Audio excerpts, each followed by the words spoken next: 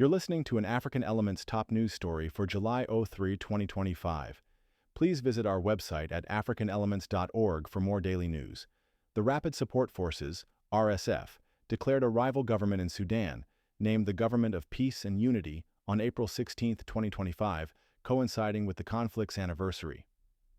RSF leader Mohamed Hamdan Dagalo, known as Hemedti, made this announcement, aiming to solidify the RSF's political aspirations. This declaration complicates ongoing peace efforts, occurring during a high-level conference co-hosted by the UK, Germany, France, the African Union, and the EU. The Government of Peace and Unity is seen as a rival government, or government in exile, reflecting its contested legitimacy. The announcement was made in Nyala, South Darfur, on July 1, 2025. The RSF, a paramilitary force with roots in the Janjaweed militias from the Darfur conflict, has gained significant political influence in Sudan since the 2019 overthrow of Omar al-Bashir. The RSF is currently in a brutal conflict with the Sudanese Armed Forces, SAF, causing immense suffering for the Sudanese people. The conflict's origins lie in the historical concentration of power in Sudan's central regions and the reliance on militias for counterinsurgency under the former regime. The political competition following al-Bashir's removal in 2019 escalated tensions between the SAF and RSF. The SAF, led by General Abdel Fattah al-Burhan, has historically dominated Sudan's military and political landscape. The rivalry between General al-Burhan and General Hemedti intensified over a proposed plan to integrate the RSF into the army, leading to heavy clashes on April 15, 2023, marking the start of the current war. After al-Bashir's overthrow, Sudan established the Transitional Sovereignty Council and a transitional government to guide the nation towards civilian rule. However, a military coup in October 2021 dissolved the civilian government, transforming it into a military junta. Despite efforts to relaunch the transitional process in December 2022, tensions between the SAF and RSF continued to rise. The proposed integration of the RSF into the army became a major contention point, contributing to the ongoing violence and humanitarian crisis.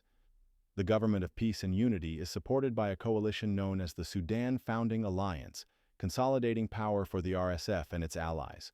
This alliance includes 6 armed factions, such as the Sudan People's Liberation Movement North and the Sudan Liberation Movement Transitional Council. The SPLMN's inclusion is seen as a significant achievement. The RSF controls significant territory in Sudan, particularly in Darfur and parts of Kordofan. Almost all of Darfur is held by the RSF, which also maintains footholds in West Kordofan and North Kordofan. Darfur has a history of conflict and humanitarian crises, notably the Darfur genocide in the early 2000s. The strategic importance of these regions is highlighted by the involvement of former rebel groups that signed the Juba Peace Agreement in October 2020. External states play a significant role in the conflict, with various countries aligning with either the SAF or RSF based on strategic interests. Russia has shifted its support to the SAF, indicating a strategic interest in maritime access. Initially, Russia supported both armies, but has since aligned with the SAF, reflecting the complex geopolitical dynamics of the conflict. The involvement of external powers underscores the broader implications for regional stability and international relations.